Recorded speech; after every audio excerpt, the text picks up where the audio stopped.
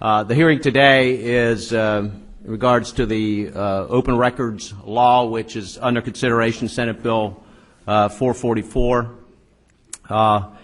We're focused on two specific areas. One, whether the state-related universities should be covered by the law. In fact, this was a matter of great contention when the law was partially rewritten a decade ago, and then the extent to which they would be covered was the controversy during the major reform adopted several years ago. It still remains a matter of dispute. Many people have registered with us the view that the law does not go far enough in its application to the state-related universities. And obviously this debate has been affected by the Sandusky situation, which has been a game changer in several areas of state law, and may prove to be for open records as well. I apologize. Senator Smith, who is the Democrat chair of the committee, has an opening statement as well, and I apologize for that. Thank you. I want to thank Chairman Smucker for calling this hearing today to further discuss the state's right to know law, which is a crucial issue in open government in this country and in the Commonwealth particularly, and specifically the proposed amendments to the law contained in Senator Pileggi's Senate Bill 444. As Chairman Smucker said, we'll also be receiving testimony from the state-related universities, and I welcome them and their input to this hearing. I hope to gain more insight from their representatives, from the representatives from the state-related universities, as to why they believe that they should not be or should be included under the state's right to know law. It's an important step in the direction of providing access to additional records of the state-relateds, and my concern is striking the right balance with respect to the state-relateds and the public's right to open government. Specifically with regard to today's hearing and the preparations and discussions that preceded it, I'm troubled that given the lead time that all of the universities have been given to prepare their testimony for today's hearings, no advance copies of the testimony that will be provided today was given to the members of the committee. As is often customary, I think it's troubling that the members of the committee didn't receive the testimony until we arrived here this morning. And I believe it's somewhat ironic, given the issue that we're confronting with open government, that we just received your testimony. I want to thank the chairman for calling this hearing again, certainly thank Senator Pileggi for his efforts with Senate Bill 444 to providing the right balance for the state's open records law, and certainly thank the testifiers for your willingness to participate and answer questions today. Thank you, Mr. Chairman. Thank you, Chairman Smith. And just for the record, Chairman Smith is correct that testimony was not made available to members of the committee prior to their arrival here this morning, and in fact, I did not have copies of the testimony as well, despite repeated requests for it. So we will start with that testimony.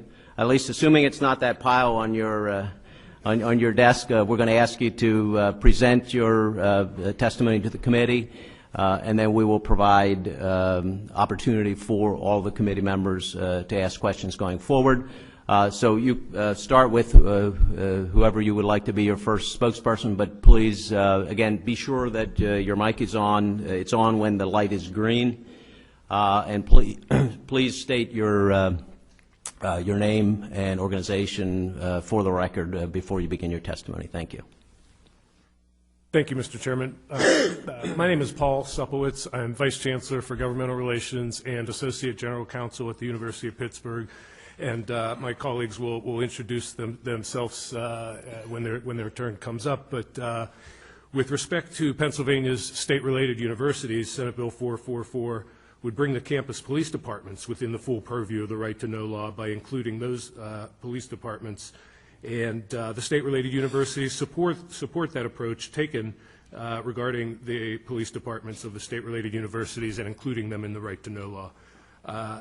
When the General Assembly enacted the right to know law, it gave careful consideration to the nature of the state-related universities, and it recognized that a different approach was required for those universities. And in fact, the General Assembly established 4 different protocols for how the public should access documents.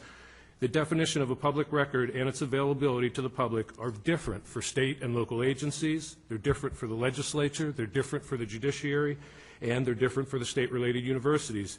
These four approaches were developed after careful consideration of the nature of these institutions and their unique operating status and environments. The right to know law balances the public interest with those practical considerations and places some limits on access to documents from the state-related universities, while still making all of these institutions fully accountable for the taxpayer resources that are invested in them. The current approach of the right to know law and Senate Bill 444 recognize the unique status of the state-relateds by maintaining a separate chapter in the right to know law, Chapter 15. So to be very clear, the state-related universities are currently subject to the right to know law, but specifically Chapter 15 within the right to know law that specifies the disclosure requirements that are applicable to the state-relateds under the right to know law. There's a lot of other disclosure requirements that spring from other places that I'll talk about in a minute, but the disclosures currently required of the state-relateds by Chapter 15 of the right to know law, that separate treatment is appropriate because the state-related universities are not state agencies or even analogous to state agencies. They are accountable for the state funding that we receive through the extensive and voluminous information that's disclosed and submitted to the Commonwealth pursuant to the requirements of our state-related annual appropriation bills, the existing right to know law, the school code, and a number of other existing federal and state reporting requirements. And inclusion of the state-related universities as state agencies under right to know would be contrary to the fundamental legislative design of the state-related institutions and would also create significant negative impacts and unintended consequences. At the outset, I want to be very clear, and I think all of us share this feeling that the Commonwealth and its citizens have the absolute right to be informed as to how every dollar of the state-related university funding that we get from the Commonwealth. And we believe that the existing reporting requirements meet and in many cases exceed that standard. It's simply not appropriate to define the state-related universities as state agencies under both legal and practical considerations. In making the universities state-related, there is absolutely no indication that, in fact, there's just the opposite, that the General Assembly intended that they not be treated as state agencies, but rather independent entities that do receive a significant amount of state funding. The authorizing statutes for the state-related universities provide that the entire control of the operations of these universities reside with the Board of Trustees for each institution. The majority of these governing boards of these entities are elected or appointed by their own processes. They are not appointed, the majorities, by the governor or Commonwealth. And equally as significant, the authorizing statutes also make it clear that unlike state agencies, the obligations of these state-related universities are separate and distinct from the Commonwealth, and these universities have no authority to pledge the taxing power of the Commonwealth. You can analogize quite the opposite is true for the state system universities. The state system universities are owned and controlled by the Commonwealth of Pennsylvania, and thus they've been appropriately included as a state agency, as a state or Commonwealth agency under the right to know law. Similarly, the Pennsylvania Constitution warrants the same result. The Pennsylvania Constitution's Article 3, Section 30 tells us that no appropriation can be made to any charitable or educational institution not under the absolute control of the Commonwealth, other than the normal schools, which are now the state-related system. As a result of this constitutional provision, the state-related universities receive an annual non-preferred appropriation that requires a two-thirds majority vote in the House and Senate. Unlike the state system universities, these state-related universities are clearly not under the control of the Commonwealth. That's why they're treated as non-preferred. Similarly, the language in our Appropriation Act makes it clear that the monies appropriated by the Act are only for the purposes specified by the Commonwealth in our individual appropriation laws. Again, making it clear that the universities are separate and distinct from the Commonwealth. Similarly, another clear indication that the state-related universities are not and should not be treated as state agencies is the fact that sovereign immunity protection that is afforded to the Commonwealth and to state agencies is not applicable to the state-related universities. That was announced by the court in Dowdy versus City of Philadelphia, which is in the materials. That court stated when discussing the Supreme Court's decision in another case that the Supreme Court had exhaustively examined the Temple Act, section by section, searching for any intent to transform Temple into a state agency and found none. So clearly, the law and the courts have found that the state-related universities are not state agencies. As I said before, the right to know law achieves its objectives through a structure that treats different entities differently, and it's taken that approach with the state-relateds by having a separate section in Right to Know, Chapter 15, that applies to these universities. Thus, the existing law appropriately acknowledges the state-related universities are not state agencies, and in doing so, the General Assembly has identified the appropriate balancing of the nature of these universities and the need for accountability and disclosure of how Commonwealth funds are spent. With that, I will certainly stand by to answer your questions later, but we'll pass it along to my colleague from Lincoln University. Good morning. My name is Valerie Harrison, and I serve as General Counsel of Lincoln University. Senators, thank you for this opportunity to testify. My testimony will not restate all that is contained in the joint statement or in the exhibits, but rather highlight my concerns about the impact of the law on Lincoln. My colleagues will speak to a number of important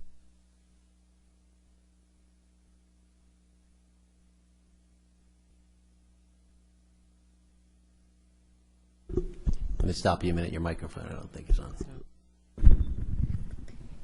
The university is internationally recognized for preparing and producing world-class leaders of African descent like Thurgood Marshall, the first African-American Supreme Court Justice, the noted poet Langston Hughes, the first president of Ghana, Kwame Nkrumah, and the first president of Nigeria, Nnamdi Azikiwe.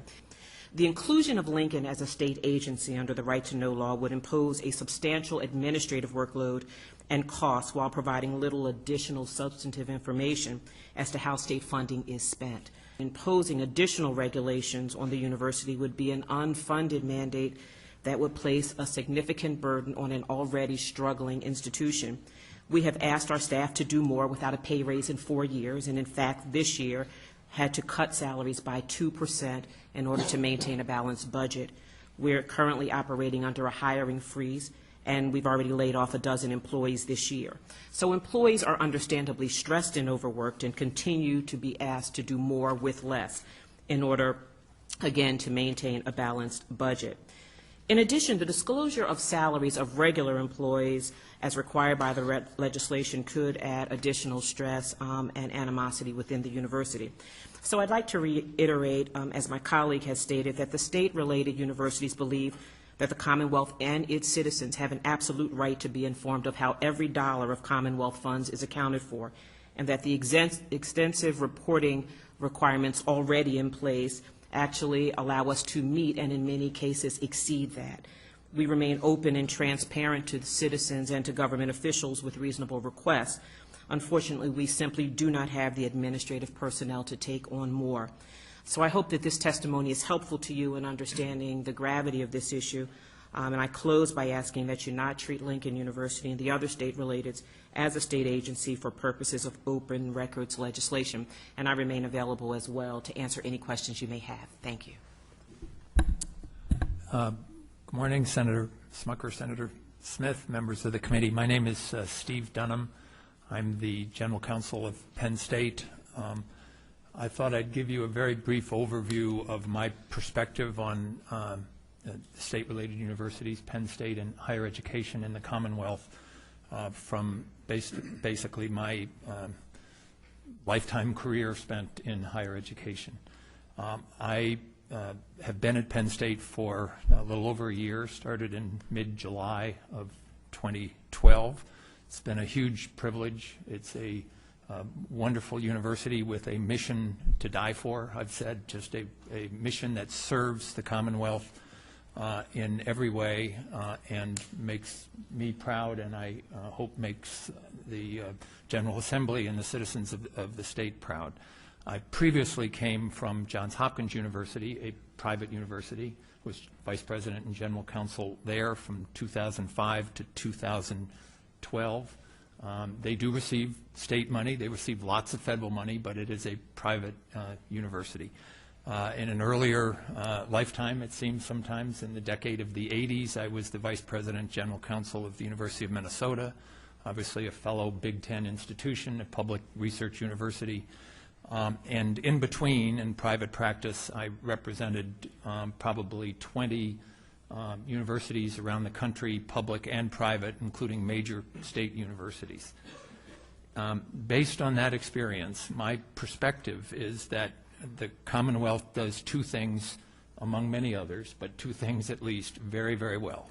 The system of higher education that has been created over a couple hundred years in the Commonwealth, and particularly of the higher education that has various forms of public support, is unique, it is diverse, it is strong, it serves the mission of the institutions and, frankly, the mission of the Commonwealth in very rich and vibrant ways.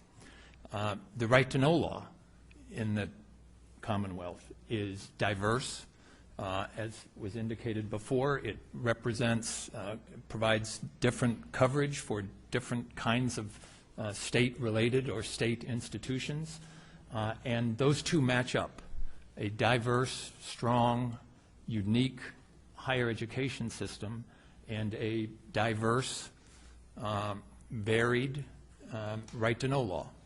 I think Senator Smith used the word balance in the opening comments, and that's an entirely appropriate word, it seems to me, in a system that provides, both in a higher education setting, many forms, many ways of delivering education, including from the pure privates, who, after all, exist under the laws of the Commonwealth and are purely private by nomenclature, even though there's various forms of state and federal support, to the higher education systems like PASHE, which are agencies of the state, to the state-related institutions represented by four quite different but legally similar institutions before you today.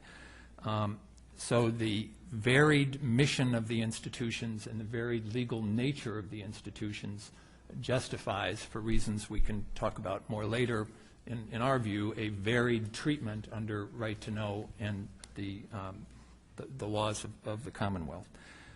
What I do want to make clear is that this varied nature presents both strengths and not a weakness. I would never call it a weakness.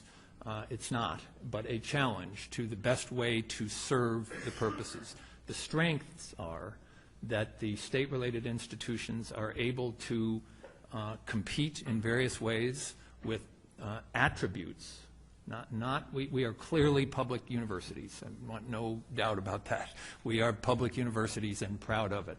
But we have private attributes and characteristics in both the way we get funding and the way we perform our services. So when one looks at the tech transfer functions that major research universities and the state-related universities engage in, when one looks at the medical schools, health care environment in which some of us operate, when one looks at a variety of activities that the state-related universities engage in that have a private aspect, a private characteristic, that's a huge strength for the Commonwealth. That's a strength for the citizens of the state to have that ability. At the same time, and here's the challenge, not challenge in terms of a problem or a weakness, but a challenge in terms of what's the best way to do it, we are completely accountable to the General Assembly, to the Commonwealth, to the state for how we spend your money, how we spend the public funds. That's been mentioned before, and we embrace that. Could the law be strengthened to make that clearer, to make it more accessible, to make more available? Yes, we think it could, and we're very happy to work with you as that goes forward. But the notion of recognizing the private strengths and attributes and recognizing the public funding and the need for different forms of accountability and transparency. It's not that it's not accountable or transparent. It is, for all the reports that we file, all the information that is available, but there are different forms to reflect the different aspects of our institutions. Finally, just one brief comment on what is sometimes viewed in the public comments I've seen as a tension, an adversarial nature, if you will, between the state-relateds, including Penn State, trying to hold on to information and some sense of a public demand to see the information. And I think that's a false tension. I think it's a false conflict. I think we share the same purpose. We share the same mission. The interests of the Commonwealth in having strong, vibrant, state-related institutions that can do what we do, and the interests of the Commonwealth in having transparent, accountable, state-related institutions that account for the dollars we receive, make available information about the dollars we receive, those we share. We share those interests. It's not a question of hiding information or not wanting certain information to be out there. It's the way how best, as a matter of public policy, what's the best way to handle the competing attributes, characteristics, missions that our institutions have that serve the interests of the Commonwealth, both from the point of view of openness and transparency, and also from the point of view of effective, functioning, competitive, vibrant, state-related universities. So thank you for your time. Good morning, Senator Smucker and members of the committee. My name is George Moore. I'm Senior Vice President, University Council, and Secretary to the Board of Trustees of Temple University. I've been with Temple since 1989. Approximately half of the time that Temple has been a state-related university. In 1965, Temple and Lincoln and the University of Pittsburgh became state-related universities through what I call legislative compacts with the Commonwealth of Pennsylvania. And under those compacts, we did retain our separate governance structure under our Board of Trustees. That was clearly recognized. We became entitled, along with Penn State, to annual appropriations from the Commonwealth as state-related universities in exchange for tuition benefits for the citizens of Pennsylvania. As to Temple, that compact since 1965 has worked extremely well for Temple and the Commonwealth. Temple has become and is the Commonwealth's public university in southeastern Pennsylvania in the Philadelphia region. 1 in 7 college graduates in the Philadelphia region are Temple graduates. They hold a Temple degree. We're not here to hide any information about how we spend Commonwealth funds. We never have been. We believe that every single dollar should be accounted for and is accounted for. You get to this by going to www.temple.edu, clicking on About, and then on Public Information. And all of those red lines are hot links to documents that contain information about Temple and how it spends the Commonwealth funds it receives every year. For example, if you look under number 6, volume 2, Commonwealth Reporting Requirements, December 2012, volume 2. That's a PDF document of 450 pages that lists every contract that Temple has with vendors in excess for goods and services, contracts in excess of $1,000. So if you want to see with whom the General Counsel's Office at Temple University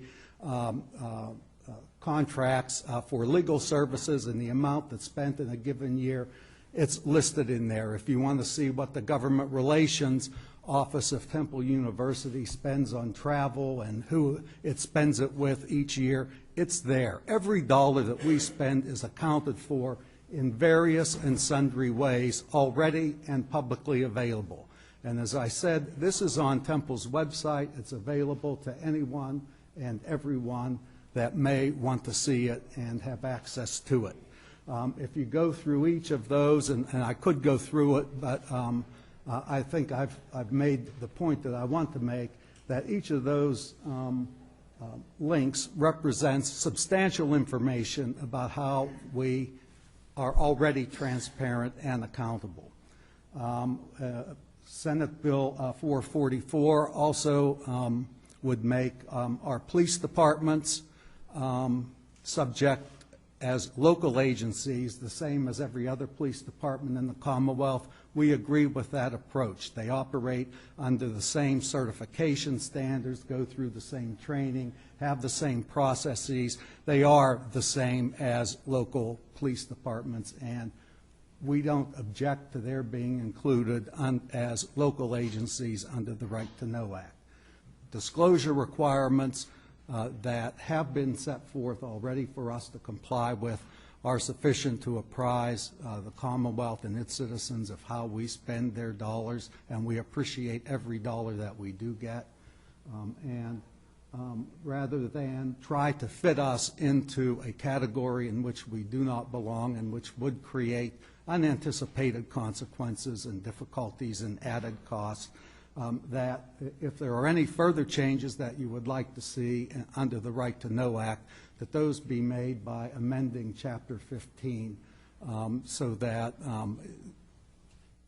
careful consideration is given to the impact that the changes would have on our four institutions. So thank you very much for the opportunity to meet with you, and I too will be happy to answer any questions. So then, again, this is just to clarify your position. I think I've heard each of you say that the public has a right to know details of how the state dollars are being spent. Would you say that applies to how university dollars are being spent at large as well? I think you get into difficult questions there, and I think as some of the other testifiers alluded to, we really are hybrids between public and private institutions. And so I think that absolutely the public has a right to know at a certain level how of the general university finances beyond the Commonwealth dollars, but I don't think that it's appropriate to have the level of disclosure for non-Commonwealth dollars that we have for Commonwealth funds that are provided. And is that, would the others of you agree with that statement as well? There's a difference between the disclosures that you provide for state dollars that you receive as opposed to other expenses? I think as a practical matter, as George noted, there are certain disclosures that it's not segregated out, that this contract, for example, the money for this contract came from Commonwealth dollars, the other. So as a practical matter, it's integrated and there's more disclosure. In many cases, it would go far beyond just how Commonwealth dollars are spent.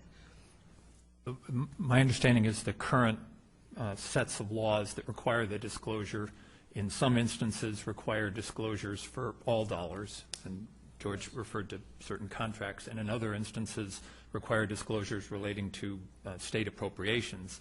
And I think we believe that that's an appropriate balance. That is, there's some disclosures that the law currently requires across the board, and others that the law requires even more disclosure with respect to state appropriated dollars.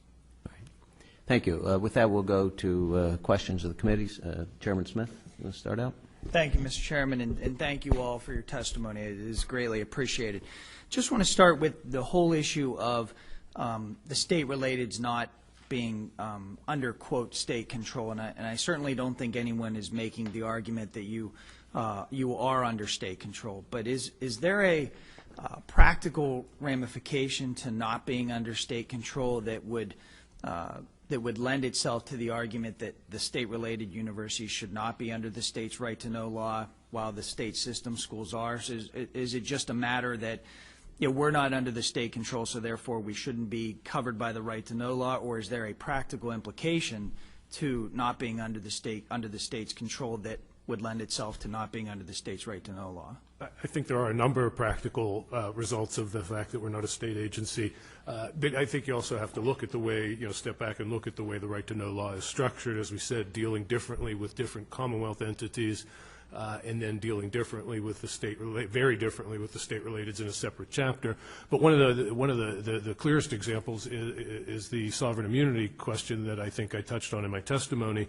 Is that since we are not part of the state, we are not a state agency, not controlled by the state, we are not covered by the sovereign immunity statute, and certainly right to know, disclosures made along the lines that is in the main body of Right to Know done by state agencies carries, I think, a whole lot of concern for us regarding liability issues that the state just doesn't have, because the state's covered by sovereign immunity. So that's certainly one very big distinction. But I would submit that the mission that we're performing on behalf of the Commonwealth with respect to those Pennsylvania students is very similar to what a human services agency might be doing on behalf of the county or the Commonwealth when it provides basic human services that are, traditionally in the past are services provided by the government. Okay, and Mr. Dunn. If I could just add one thing, the focus in your exchange, Senator, with Mr. Supowitz has been on the financial, the sovereign immunity issues, and also the sort of the obligations for the state doesn't have for our university liabilities. But the private attributes that I mentioned also carry with them needs to be able to compete, to be able to serve those attributes in ways which do benefit the Commonwealth. I use just a couple of examples, the tech transfer, intellectual property, the whole way research is translated into benefiting the citizens of the state. I mean, the word tech transfer, which is a university higher ed kind of word, but it means, transferring the technology that's developed to the economy, to the system, to help benefit all of us. And medical school is another, and there's a whole series of other attributes, aspects of what the state relateds do, which really does have a requirement, if I can use that word, to compete in the private sector, to be nimble, to be facile, to be flexible. And it's not to say that some of that information couldn't be appropriately reported in appropriate ways, but it is a different, the private attributes do carry with it the rationale for not being subject to right to know, like the same attributes being performed by private universities or private companies carry with them. Do you know how many other Big Ten institutions are covered by their respective states' right-to-know laws in a complete way? So my general understanding is that most, if not all, are in some way covered, but of course the state relateds here are. Penn State is also covered in Chapter 15, which was referred to. I have a general understanding that most of them, University of Minnesota, where I've spent some time, was covered by the more detailed right-to-know requirements that are similar here. And I would just say that I think it's, there are apples and oranges here, and just because another institution it works there, or in another state it works there, doesn't mean it's the right thing to do as a public policy matter. Really, Penn State and the state relateds are different from the way higher education is structured in those other states. Not just levels of funding. They are different in governance issues. They are different in mission.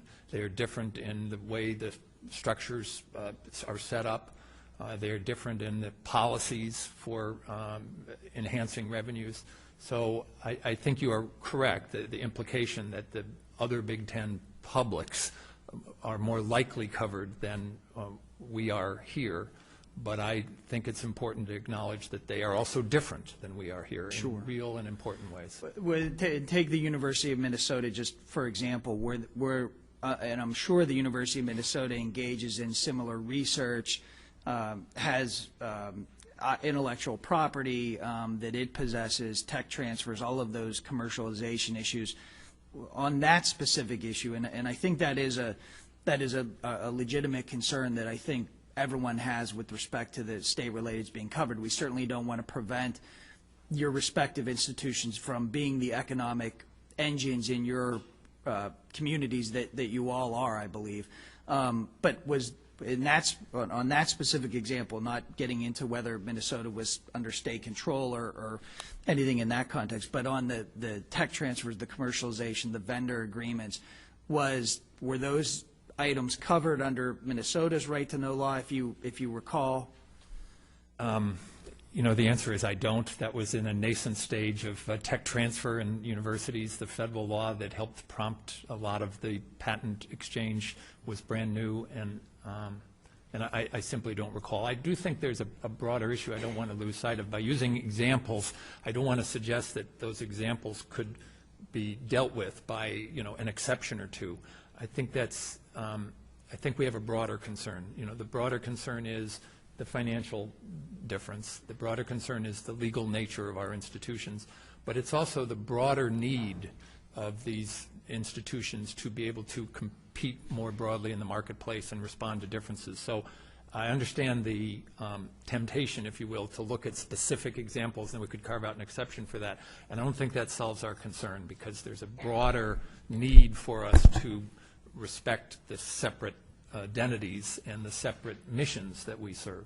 Yeah, and I think we all want to encourage the economic development and research and the tremendous economic development and research that occurs at all your institutions. But I guess my question, and certainly if there's a way that you can get back through Chairman Smucker to us on those specific issues and looking at ways that we can carve those out to make sure that there is some confidentiality in the event that the state-relateds are covered in a broader sense in those certain specific instances. And the question with regard to Minnesota I was trying to get at was more in the context of whether this has been a practical concern at other state institutions that conduct significant research and development and commercialization of the technology. Well, I can say it's been a practical concern. Just reading the academic press recently, that it's been a major issue discussed at a number of institutions. But I know I'm repeating myself, but I think picking off particular exceptions underestimates the challenges of a broader application of the law to the state-relateds in ways that would be really harmful. Sure. Thank you all. Appreciate it. Thank you, Mr. Chairman. Thank you, Chairman Smith. Senator Yudichak. Thank you, Mr. Chairman. Good morning. I want to state right in the beginning, yes, we are concerned about your accountability in terms of tax dollars, and we appreciate under Chapter 15 that you are producing that information. But I also want to point out that this is much about the culture of governance at these universities. It's much more than just a salary hunt. That's not certainly my motivation.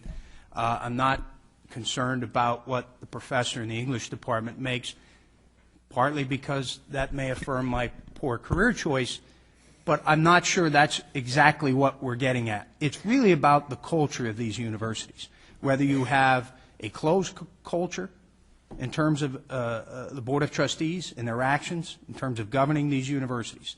And that's where the focus of my questions are going to be. And it's really about the culture in the governance. You mentioned it, Mr. Dunham, that we are different from the Big Ten. We talk about, well, we're going to be at an unfair advantage in terms of competing for intellectual property, research, et cetera, yet all the major public research institutions are covered by right to know. You say the big difference is our governance, and that's why I think you may have hit something there. I want to get at that governance structure. Recently, a member of the Board of Trustees at Penn State, speaking of governance reform, in the aftermath of the Free Report, said that they wanted to have someone hired that is an attorney so they can have attorney-client privilege so that they can deliberate on how to make the university more open and transparent in private. That argument is also being made in the court system regarding communications between the board and the law firm of Judge Free. Don't you see the absurdity of that comment, that we want to have a closed culture so that we can produce an open and transparent university? I'm trying to understand, and I'll go through the list of arguments that you made, many of which, if not all, were made 6 years ago when testimony was presented to House and Senate committees. Very similar arguments being made today. I think the world has changed in terms of higher education since that time. So I want to get a better understanding of how this closed culture that seems to be what, and I'm not saying that you're out to protect that closed culture, but certainly by thwarting efforts to include the universities in a responsible way, not necessarily a broad and comprehensive way, but in a responsible way, even to the point, and this will be one of my questions, whether or not you think the right to know law should apply to the Board of Trustees of the universities, whether we limit it to that scope, the actions of the boards who become stewards of those state dollars that we send to them, become agents of those state dollars, whether or not a right to know should include in a very direct and specific way the actions of the Board of Trustees of the state-related universities. There's a current court case where there is an argument that one of the public members of the board, the Secretary of Education, and there was a difference of opinion between the Open Records Law and the Commonwealth Court, and it is a gray area in whether or not that public official is subject to the right to know because of their public position as a member of the board. And perhaps Temple hasn't had that experience yet, but that's a current issue, and so that's why where the Penn State University has denied that request, saying they are not subject to the right to know law, even though that board member was a public official. So that's the line of my question. Just 2 or 3 points, Senator. First, the governance issue that you raised is, of course, much broader than right to know, and as you know, Penn State has addressed that fairly aggressively, and it continues to be a debate and a discussion. Secondly, the specific question you asked about Penn State disputing that a trustee, in this case the Secretary of Education, is covered, that's actually not quite right as a matter of law with respect. The Commonwealth Court held, in a case in which Penn State was not a party, that the ex officio Secretary of Education, when that person receives documents in that particular case, they would be subject to right to know. And the subsequent proceedings, which I won't go into detail because they're ongoing before the Office of Open Records, but the subsequent proceedings were that the Commonwealth, representing the Secretary of Education, argued that there were certain exceptions in the existing right to know law. So even if the documents are fully subject to right to know by virtue of the ex officio position of the Secretary, certain exceptions apply. And what Penn State has done in some initial filings is to support that position of the Commonwealth that these exceptions apply, not to dispute the fundamental issue that's been held by a court, and that's not our role, obviously, to disagree with the judge, but to go forward as provided for in the court, which specifically said Penn State should be heard from and their factual issues, and so we did participate. But the final thing I wanted to mention, you referred to attorney-client privilege, and I just can't let this opportunity go by as a lawyer for a client for whom that's a important privilege. There is, of course, an exception in the right to know law to privilege, and there's exception in law in general. But a major misperception, in my personal opinion, is that the attorney-client privilege somehow hides the truth. I believe, with all respect, it is absolutely 100% the opposite. The reason an attorney-client privilege exists for Penn State or the Commonwealth or an agency or any other institution is to further communications between clients and lawyers, which the law has decided in Pennsylvania and every other state in the United States and in the federal system that furthers justice. It furthers the search for truth. It allows people to be open and honest with their lawyers. It allows an investigation to take place that can protect whistleblowers. It allows gathering information from people who are scared if they say something that some powerful member of the community will come down on it for expressing a view. It permits that conversation to go forward in confidence with subject to privilege. And I would submit to you that the attorney-client privilege is not an attempt by Penn State or any other entity to close off debate or to close off the search for the truth. And it is just the opposite. I appreciate your comments, and in terms of that privilege with the whistleblower, certainly understand. I'm trying to understand, and maybe you could elaborate how that how that translates to a member of the Board of Trustees. And I don't know if you were the one that made the argument in the court that releasing the communications between Judge Free and those on the board that were directing that investigation, that they would cause substantial harm. My question is... I'm very happy to address that. Is that substantial harm to the university, to whistleblowers, to the individual members of the board? That's what I'm trying to understand. Certainly on your point, I understand that. Yeah, so I'm very happy to answer that, Senator. So the Board of Trustees of any university, any corporation, Board of Directors, Board of Trustees, is just part of the entity. It's the highest body within that institution charged with running the entity. It's not a separate person. It's not a separate third party. It is the entity that has responsibility. And it was cited, I believe, in the statement that each of our boards has been delegated, by charter, the power to run the institution. That means they are part of the institution. So now you move to attorney-client privilege, and you say, okay, who owns the privilege? One of my areas that I've done most writing about and speaking about are the ethics of organizations, and particularly the legal ethics of organizations. And the ethics of organizations start with the board. The board owns the privilege. That's who you communicate to. So yes, the board is covered. It's covered by as part of the university, and it's covered as an appropriate part of privilege if lawyers are communicating to the board of the entity, whether it's Pitt or Temple or Lincoln or Penn State or, frankly, PASHE or any agency. Lawyers are communicating with those people who are charged with fiduciary duties, and that's the board. So yes, they are covered, and we do believe the privilege applies, and we believe for that privilege not to apply, not just the whistleblower, but also for communications, privileged communications with the board is recognized by our system of justice in this country since the Constitution, frankly, which perpetuates, the English common law, that those privileges serve justice.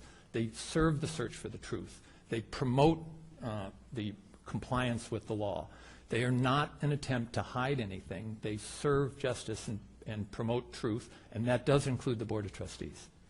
My final question for Mr. Supowicz, if in one of the arguments listed in your testimony, you bring again arguments that were made several years ago. I don't think anyone here is interested in making the state-related universities state agencies or putting them under complete control. But we have other unique institutions in Pennsylvania, and under Section 102 of the Right to Know law, they're referred to as state-affiliated. That's FIA. FIA was referenced earlier. The PIAA, community colleges in Pennsylvania, they're all subject. Why would the state-related universities not fit into that unique state-affiliated structure? I haven't looked at each one of those organizations, but I believe they're all are controlled by the state in a way that these universities are not. Now, they may have their own board of directors, but they are creations of the state. So I do think there are some differences there. Again, they define, I believe, if I remember right, the state system of higher education in that category.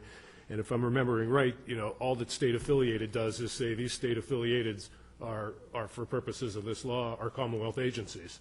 So it's taking those, those entities, and they may label them state-affiliated, but the result of that is to put them into the category of Commonwealth agencies. Well, they're very different, and particularly how they're funded, and they do have a greater level of independence. They're not simply a state agency.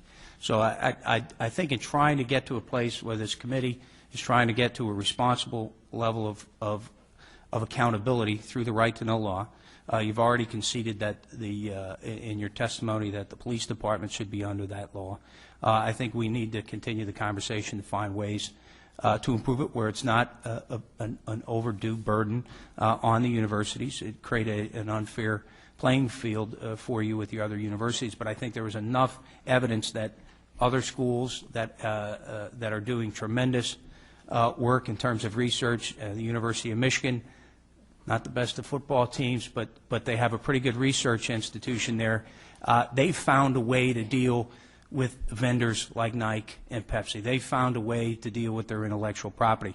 I think that's something that we're going to have to get our head around in creating another level of accountability and creating an open culture across the board.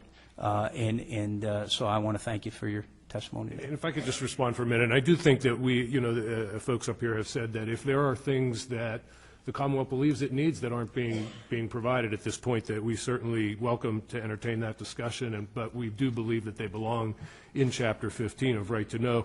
And I do think that the police example is perfectly consistent with what we're saying here.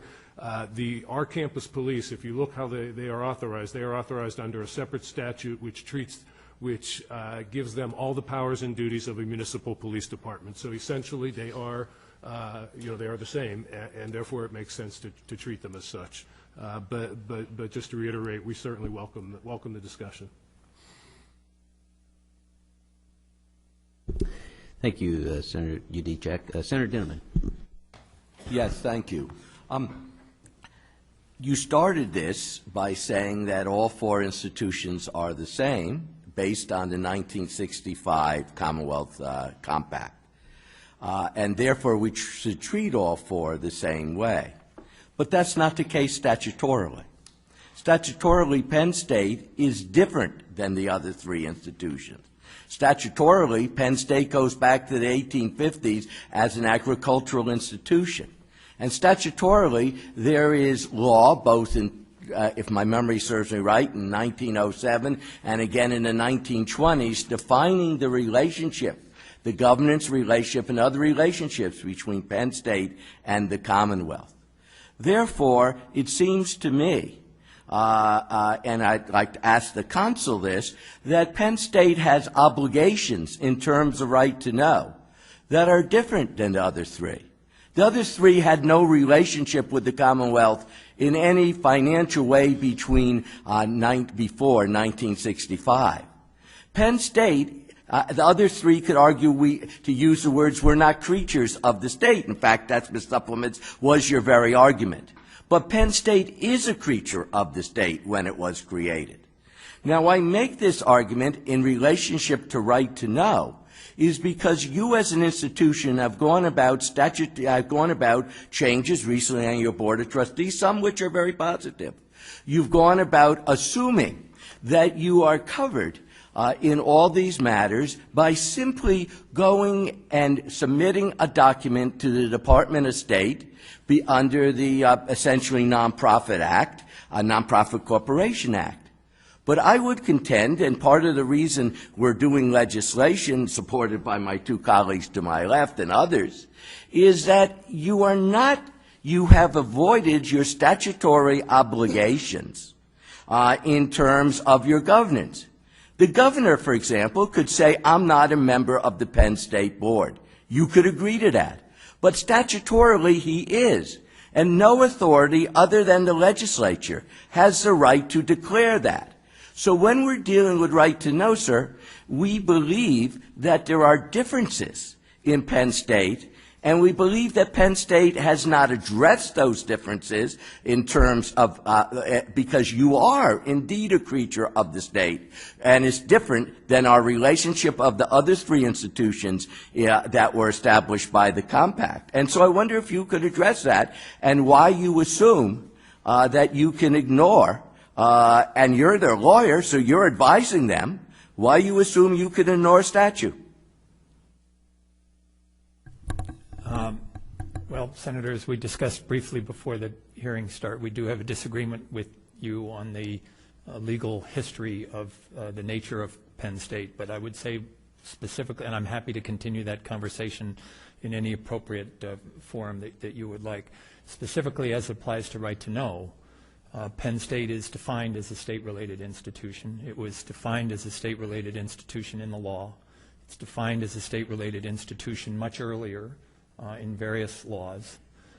If you look at the statutes that create the other organizations, they refer to pre-existing charters issued by the state, very similar to Penn State. So each of the three institutions cites back in the statutes that the legislature adopted to pre-existing charters, and then talks about changes to those charters. That's very comparable to Penn State. And I would submit to you that in all both legal and functional purposes, Penn State is properly classified with the other institutions, as the General Assembly did, as the legislature did on multiple occasions, but most recently when it last looked at expanding the right to know law and specifically addressed the status of Penn State as a state-related institution, and I think properly so. Well, I suppose that's a matter, including the right to know, that ultimately have to be determined by the courts. Because as a senator, I have the absolute obligation to make sure that any statute that has been passed by this body, even if it was in the last century, would be enforced. And in my judgment, and I suppose the courts will ultimately decide, in my judgment, in the judgment of the Auditor General of this state, whose responsibility is to look at financial matters, including how you operate fiscally, that you are covered statutorily. As you well know, the Auditor General report lists action in 3 ways. It lists action that you as a board can do. It lists action that the courts can do by you seeking out that action from the courts. And it lists actions only that the legislative body can do.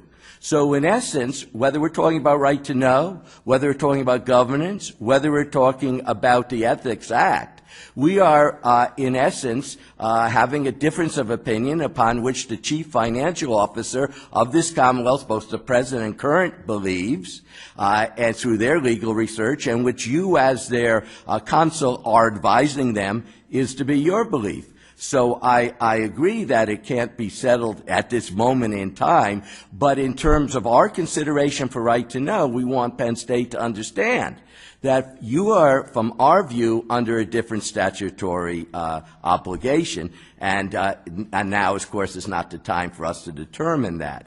Let me ask this, if I may, sir. 47 states have figured out a way to put their universities under right to know. Only 3 don't. Delaware, Pennsylvania, and I forgot what the third one is.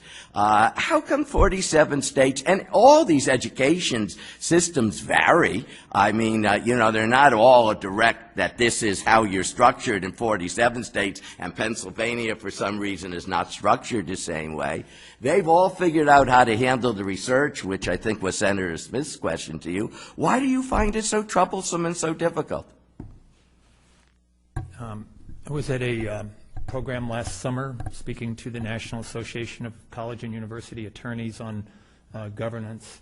The 2 speakers were myself and the president of the American Association of Governing Boards, which is the Washington, D.C. group that basically represents governing boards of major research universities, including many of the public research universities you mentioned.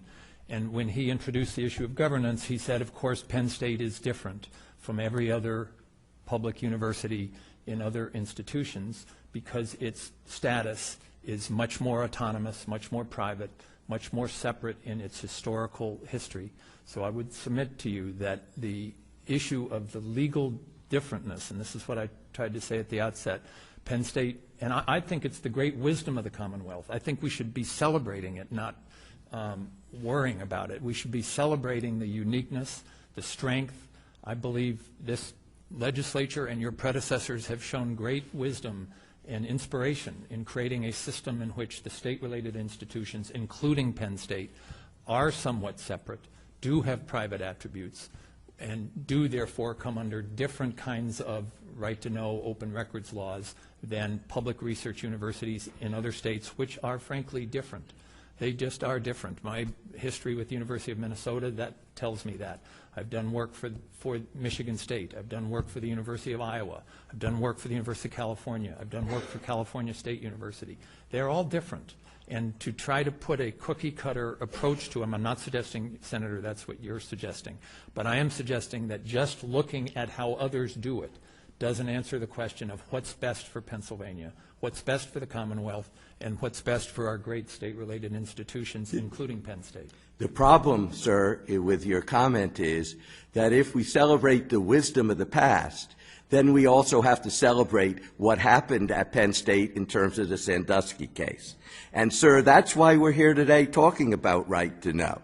We don't celebrate what happened in this Sandusky case. In fact, the wisdom of the past in terms of right to know is exactly why we're here today, because many of us feel the university failed. And one reason it failed was because there was no adequate right to know provisions. So while you might celebrate the wisdom of the past, we are challenging that wisdom in terms of a very specific case that has greatly disturbed almost all of our constituents. So, I mean, that's why we're looking at this issue. That's why we're studying this issue. And let me ask, if I may, a Temple question as my final question. I see that you have this website. You know, I'm a faculty member, or had been a faculty member of Westchester for years. So many of our citizens go in to see what people make. If I look at your website, do I know what the salary is of a faculty member? Do I know what the salary is of a particular staff member? No, you do. No, you do not, sir. What you find is the mean and the median for the different categories. Precisely, sir, because when your lobbyists came to see us, they said, oh, this would create a horrendous situation at Temple if somehow a faculty member knew what another faculty member was getting, or a secretary knew what another secretary member. Let me say to you that your website, let me ask this question. Is any of your money, state money, used for academic instruction?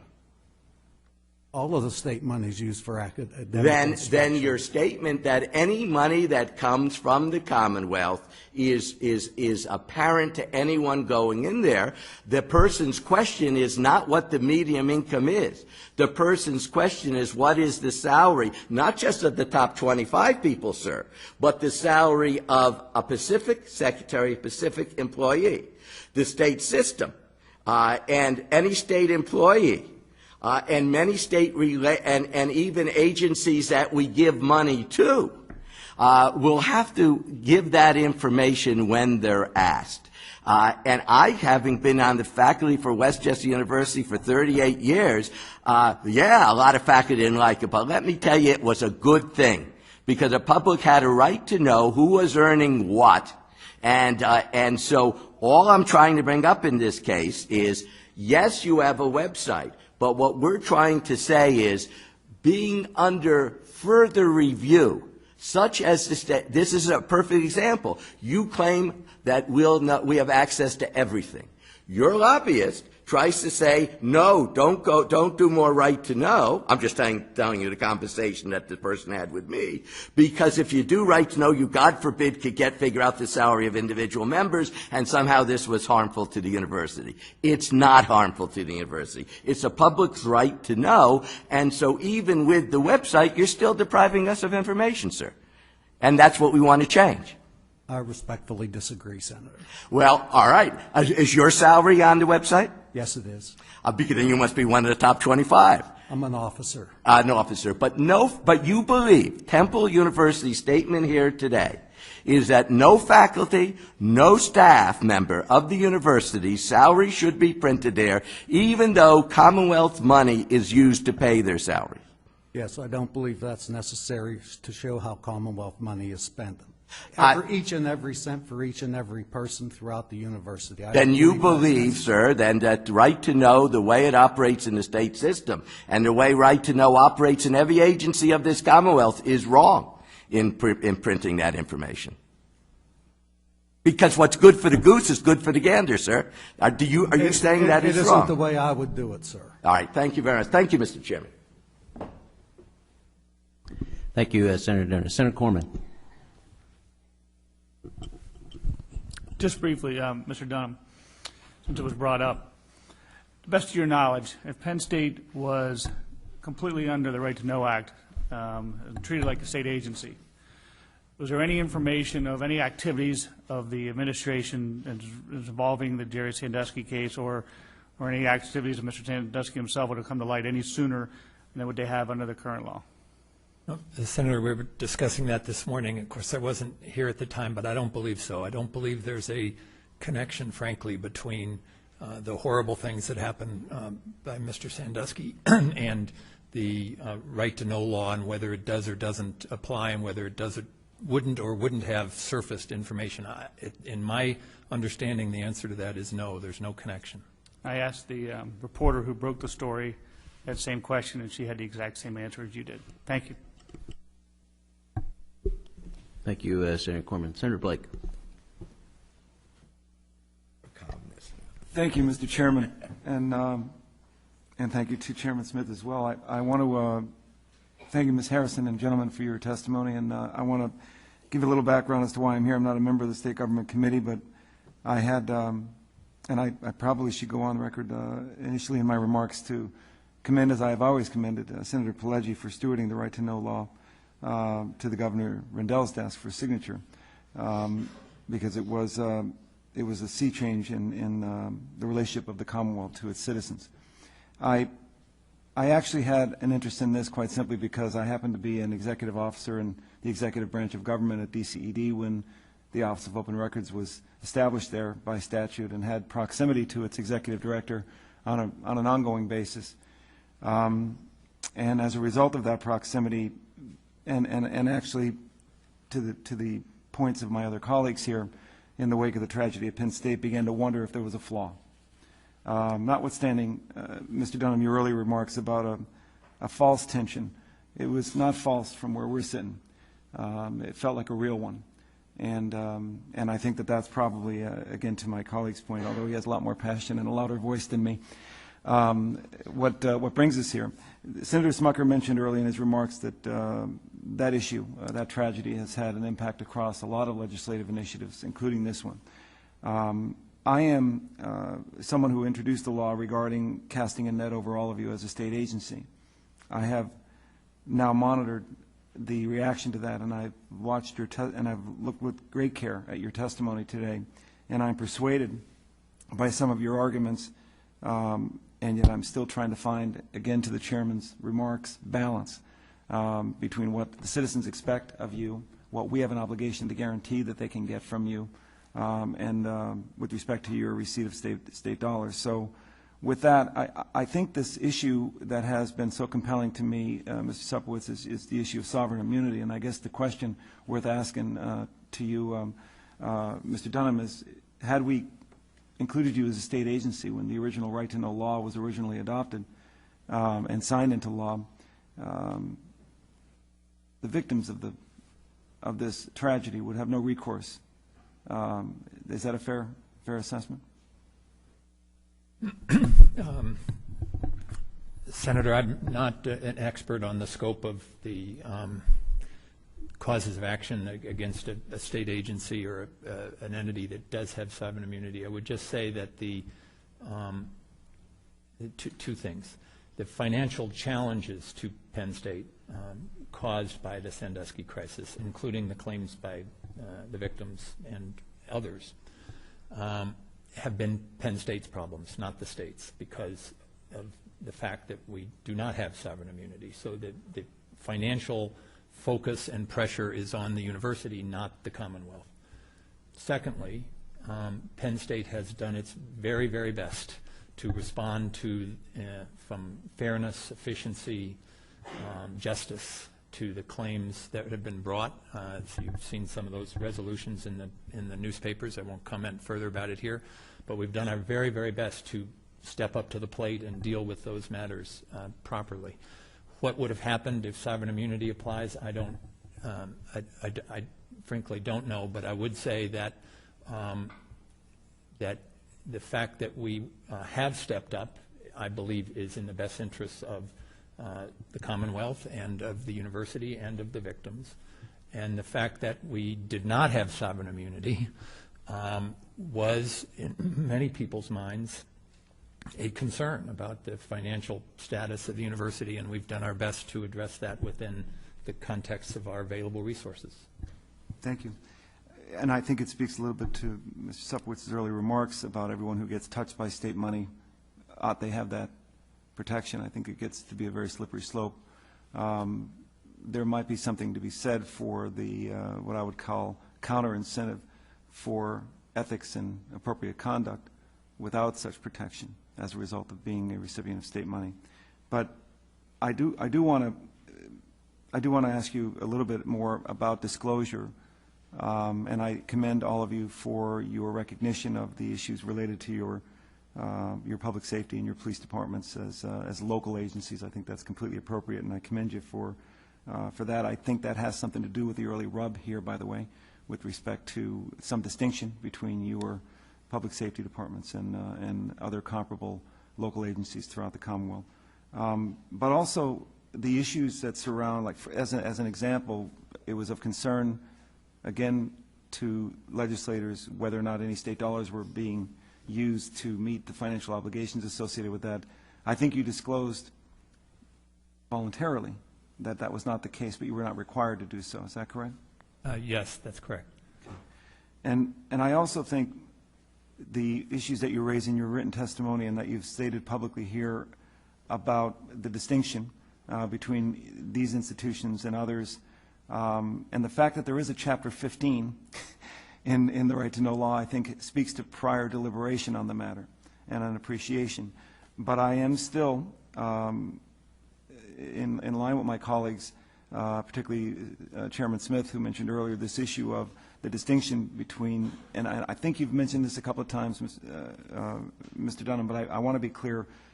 I think we need more information that shows the distinction between other states and Pennsylvania. I think anything that could draw the contrast between how this gets managed with comparable institutions, we see as comparable institutions, and maybe we're missing the nuance in the distinctions. I think it's important for us to understand that a little bit better, because we need to go back to our electorate and explain to them those differences in order to be able to substantiate and justify the fact that we are treating you in the manner that we do under any addition to the Right to Know law. So that's an important consideration. I think anything that can help us with that would allow us to defend the actions that we would make with respect to how we treat you under the law. And I think anything that would enhance the confidence of the citizens of Pennsylvania about what you are disclosing to us, and any manner in which that could be, that there could be clarity, I think would be helpful. I mean, the ease of access of information, there's information overload out there, so anything that you four institutions can come to us with that says we can make this a little bit easier for the citizens of the Commonwealth without, to Ms. Harrison's point, such an administrative burden as to be counterproductive for the institutions. So with that, I just appreciate your testimony. I want to express my deep thanks to the chairman for the opportunity to be here, even though I am not a member of the State Government Committee. Thank you, Mr. Chairman. Thank you, Senator Blake. Just like to follow up with one additional question. It's a question that's already been asked by Senator Dinniman, but wasn't really answered. Mr. Dunham, in response to the question that Senator Dinniman had asked in regards to what really is troubling to the institutions here about Right to Know, you did speak about the differences that are there, but didn't really answer the real body of that question. And I really have the same one. You know, the State University's PASHE system has been mentioned. They obviously are subject to Right to Know. Millersville is in my district, and so I've had a number of discussions. The folks at Millersville know that we're looking at the Right to Know law, and they have their opinions about some of the burden that comes with complying with the law and have some recommended changes. But I think it's fair to say that they do see the law as necessary for the public's information, to provide information to the public for that openness and transparency that we talk about.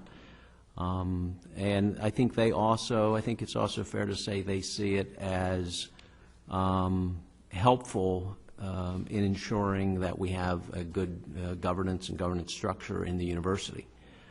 And so, you know, I'd really like to hear from you. Let's step back for a minute and assume that we do, as a body here, pass a bill that includes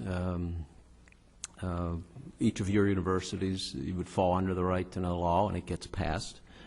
What really would be devastating about that to the universities? Could you let us know some of the major concerns that you would have with that? I mean, it seems to be working okay with the PASHE system. It seems to be working okay in many other states where universities similar to yours do comply with laws similar to what we have here in Pennsylvania. So, what would be so troublesome about each of your universities complying with the right to?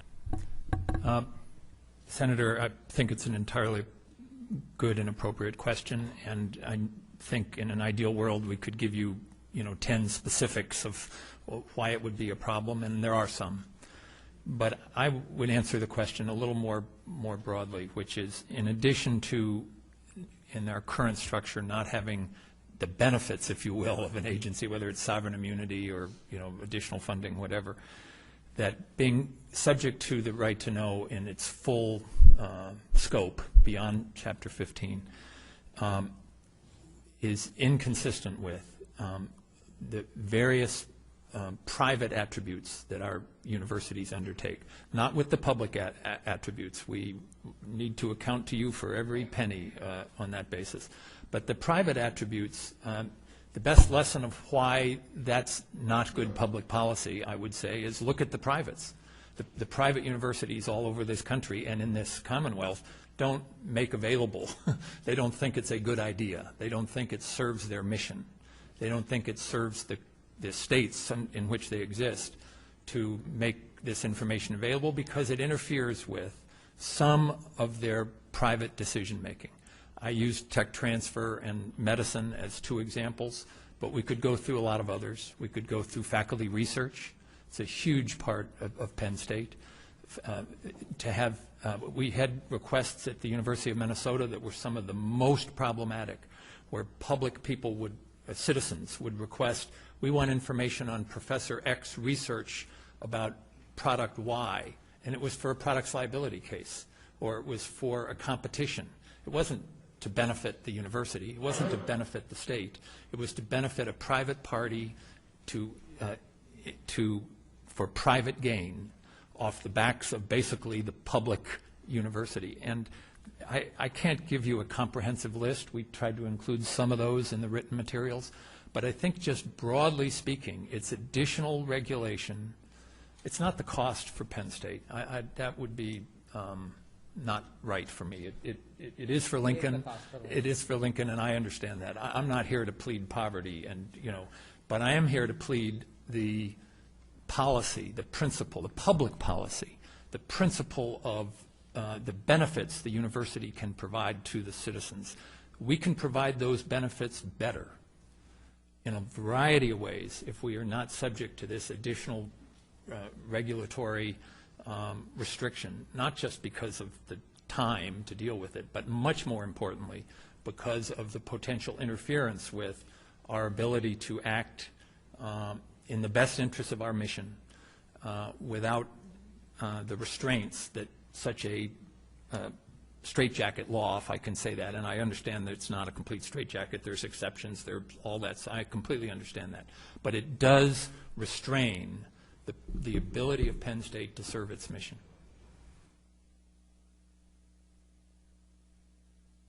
Senator Smith has a follow-up question. Thank you, Mr. Chairman. And just to what Mr. Dunham was saying with regard to some of the private aspects you confronted at the University of Minnesota, I mean, I would say to someone who's requesting information related to a product liability lawsuit, I mean, that's why we have the Office of Open Records, to distinguish the legitimate request from the illegitimate request, and certainly we're, I think, more than capable of making that distinction. And I think that, again, it goes to something that been a repeated question by my colleagues. I think that, I'm not sure we've heard a lot about what, in a material significant sense, distinguishes Penn State specifically from the other Big Ten institutions.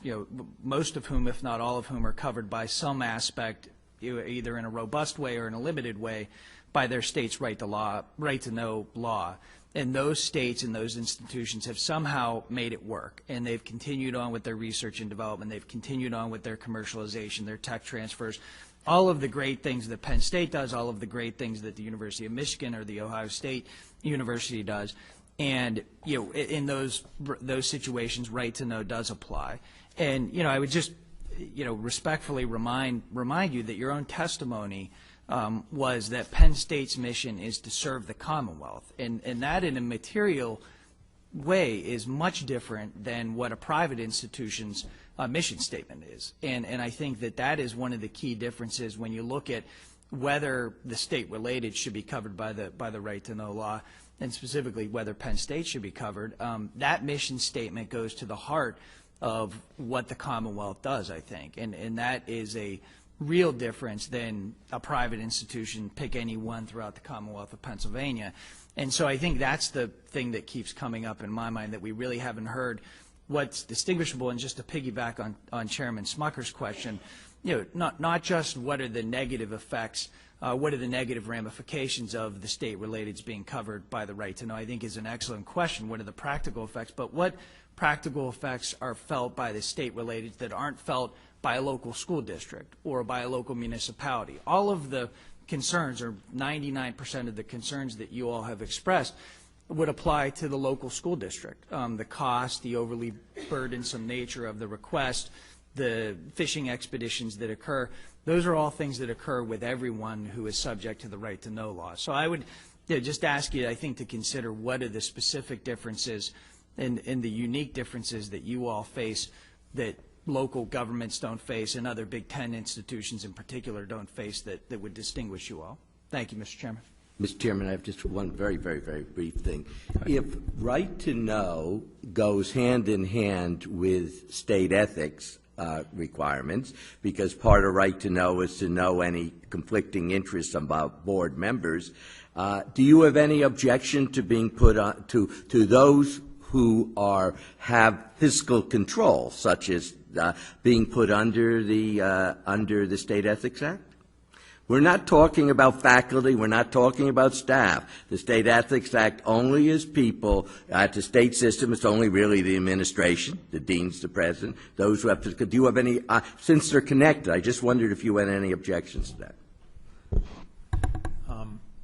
Well, that is beyond the scope of what I understood. It is, but I only ask because it's directly connected to right to know. Part of the right to know is to know if there's a conflict that any board member has. And I was just curious because if you don't have any objections, then that's fine. We can proceed with that. We will. I will just say this. I'll give you the opportunity to answer that question. We'll talk about that at another hearing. And then that could be potentially the source of a topic, or it could be the topic of another hearing. But we are getting to we're already well behind the schedule. We have 3 other testifiers here today. So I appreciate the question by Senator Dinniman. I want to give you an opportunity to answer that, and then we'll move forward with our next testifier. I would just reiterate that that's not something I've looked at, but I can tell you that our board has extensive conflict of interest requirements that are enforced on all board members. Mm-hmm. And I was going to say the same thing. All right. Well, thank you for spending the time here today. I do think this is a discussion that we could have kept going for some time here today, and I think we will do that. The intent of, at least the intent of the chair, is to move this piece of legislation, or bring the piece of legislation up for a vote in committee at some point in the near future, because I do think there are aspects of the right to know law that need to be addressed, and it relates to some of the cost issues for the entities that now fall under the law. This, as I mentioned earlier, is an important part of the right to know law, and I think there will still be continued discussion. We look forward to you being part of that on exactly how this gets addressed in the law. Prior to moving, one of the things that I heard from all of you is that you would be willing to at least look at changes within the framework of Chapter 15. We'll need to spend some more time looking at what that would mean. And I do think under consideration is still whether the universities would be an agent of the state. So I think I don't know exactly what direction we will choose to go on this. There will be more discussions with the members of the committee and with the author of the bill, and we'll certainly be in discussion with you as well. So thank you for being here today. Thank you. Executive Director Mutchler. You've been waiting for some time, I know.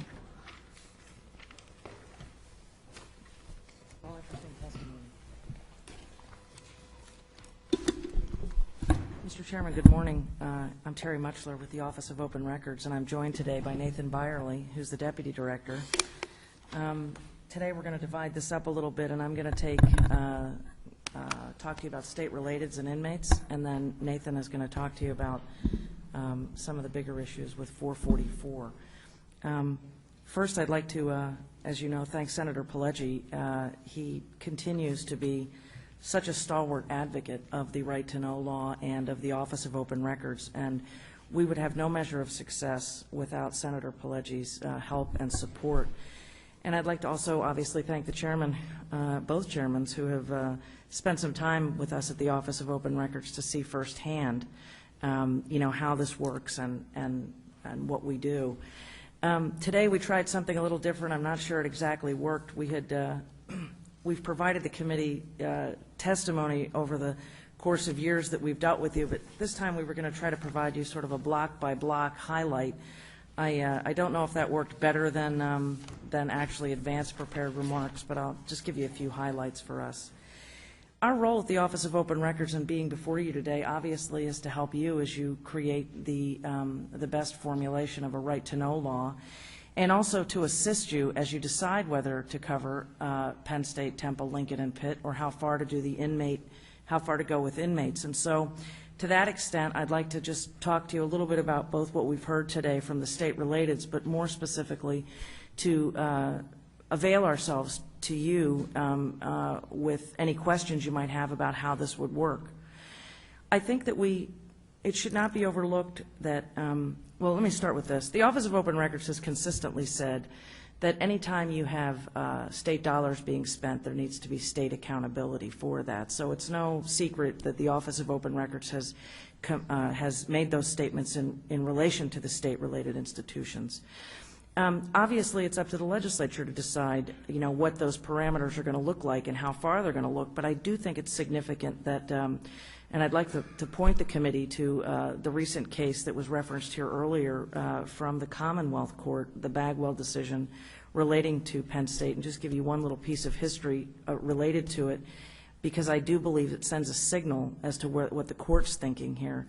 As you know, when that case came to the Office of Open Records the first time related to the Secretary of Education, the Office of Open Records denied the request and said that we did not have jurisdiction because it didn't fall within Chapter 15, and we passed, if you will. The Commonwealth Court sent that back and said no. In this case, because of the statutory relationship between the Secretary of Education and his appointment to the Board of Trustees, that we did in fact have jurisdiction, and that case is now before us, and we're looking at the underlying merits. And I think it's the reason I raise it is I don't think it's quite as simple as to say that Chapter 15, just limits what we have here, because I think the court is sending us a very strong signal about whether and to what extent Penn State, Temple, Lincoln, and Pitt will be covered under this. I also, in relation to the state relateds, want to point out a couple of things that you heard, I think, from Senator Dinniman. Again, this is informative, more is to provide the committee with information than as to advocate a particular position. But there are only 3 states in the United States in which their similarly situated universities are not covered, and that's Alaska, Delaware, and Pennsylvania. And when you take a look at some of the issues that have been related in those other states, while the components of those universities may be different in some measure, there's also a lot of striking similarity. I'd like to point out to the committee that some of the concerns that were raised by research would already be precluded under the current state's right-to-know law.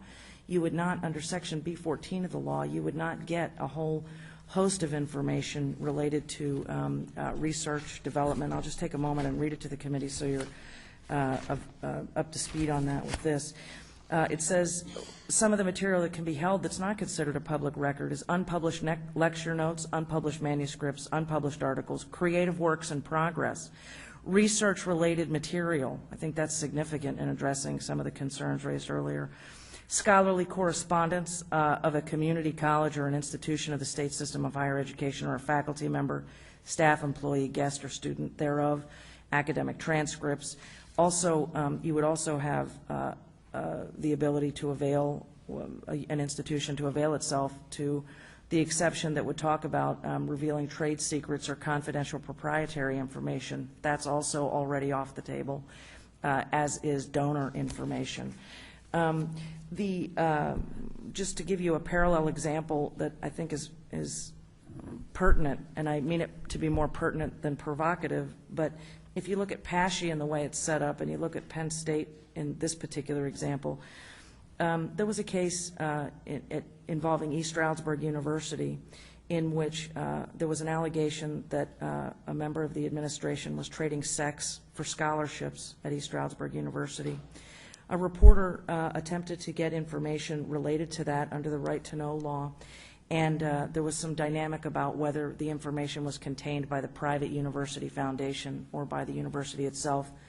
Long story short, fast forward all the way through the courts, the information is available, and the emails related to that traffic became public, and a lot of very uncomfortable information became public.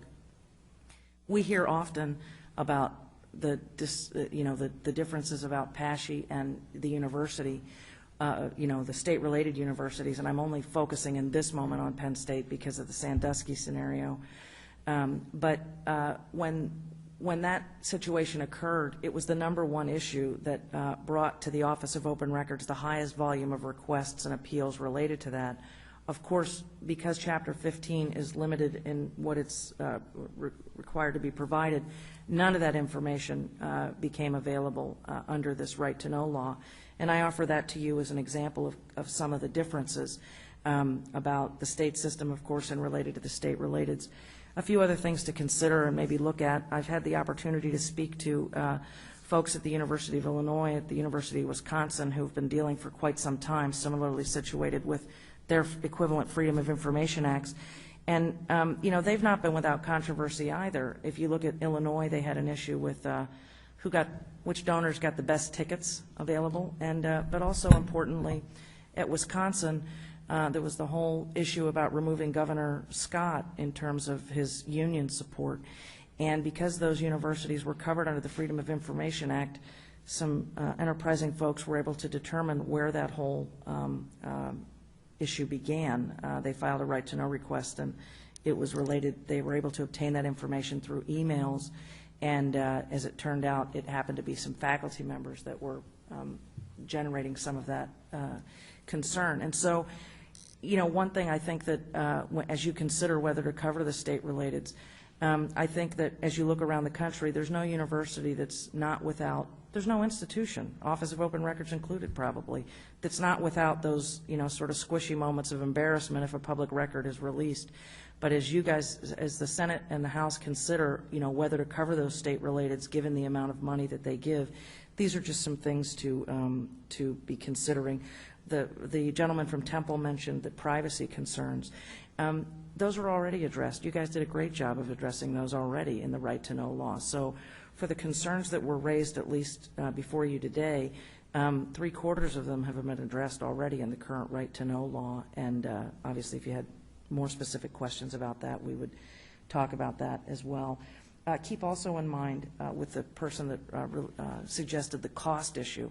If you take a look recently in California, the state of California recently decided that for cost measures they were going to abolish the Freedom of Information Act. And the public crisis that went on related to that quickly caused them to pull back from such an approach in that regard. And the question I would just suggest that the committee should consider as part of that is the cost of not having a Freedom of Information Act or a right to know law access, I would assert, is much greater than the cost that is associated. And there's definite costs, and we've talked about those before, commercial fees and things like that. But having come from most previously, while I'm a native of Pennsylvania, while coming from Illinois most recently, I can tell you that there's a direct correlation between corruption and poor right to know laws. And I would encourage you to keep that in mind. I'll just walk you through real quickly some of the inmate issues, and then we'll take questions, or we can go right to 444. Keep in mind that with inmates, other states have attempted to, it's a very difficult question, and I often say this as a joke, but I always hear Gideon's trumpet playing in the background when I think, about, denying citizens access, inmates access, because there have been a lot of really good pieces of information that have come out of that. But you also do deal with a high volume of requests that are designed to harass, the Department of Corrections or the similarly situated local officials. By way of number, at the Office of Open Records, 31% of the appeals that come to our office have come from inmates. You're dealing with a number of 8,000 over the course of the 5 years. 56% have been from citizens, 4% in the last year from the media, 8% from companies, and 1% from government officials who couldn't get the information themselves in their position and have used the right to know law. If you take a look across the board, Virginia just completely cuts off access to inmates that are incarcerated, and that's been upheld all the way through the federal courts, saying that there's no due process, no equal protections issues. The Fourth Circuit has said that for many years. Louisiana provides limited access with relation to if an inmate can demonstrate that the information they need is related to post-conviction relief, they're able to obtain it. Texas leaves it to the discretion of the Department of Corrections as to whether or not the request should be dealt with at the state level. Ohio limits it solely to sentencing orders that are available, and then in those instances, the inmate must demonstrate that there is a direct correlation to some relief that he is seeking. Michigan has a unique and I think just interesting kind of, what it specifically addresses in relation to this is that as long as the Corrections Department can demonstrate that there's a rationally related link between the legitimate concerns of limited government resources and providing the information, they're able to deny it. The courts in that section of the country also said that there's no equal protection, no due process issues in that regard. In looking at Senate Bill 444 with the inmates, that's a great list there that you have. It doesn't exactly solve two things, I think. One is it doesn't solve the volume of requests that you're going to see, both to the Department of Corrections, to the local agencies as well, and I certainly have hats off to Corrections as well as to Ms. Armitage, who we deal with regularly. Might even try to hire her. It's just she does so well with what she does there. And also, in that vein with the volume, what 444 could tweak to help us more would be to address the appeals issue, because even if you limit these requests by inmates to these particular areas, still they have a right to appeal, and that's also a back-end issue for us. Dovetailing back for just 1 second to Penn State, Temple, Lincoln, and Pitt, the Office of Open Records estimates that if you add in, on the other side of this, if you add in those state-related universities, our volume is going to increase by at least 1,000 right off the bat. I mean, just the Sandusky crisis is going to give us those numbers.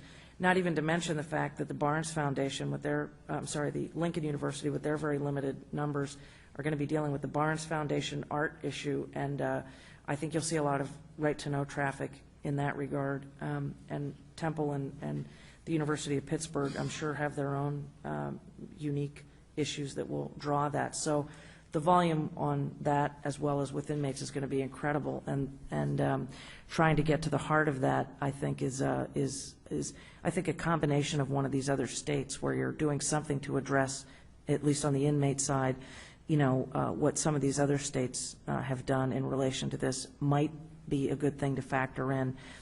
Whether you want to flat out limit access, that does get troubling. But at the same time, you have to deal with, for example, in Bucks County that the previous testifier talked about, Mr. Hoyer is a frequent, he's an inmate, he's a frequent flyer under the right to know law. He was also able to obtain information related to a detective's wife in another state and completely devastated her credit. And so I think that when you see the volume, you know, you can just go to our website and look at the frequent flyer names, whether it's on the inmate side or Signature Solutions, Simon Campbell, Dr. Malik.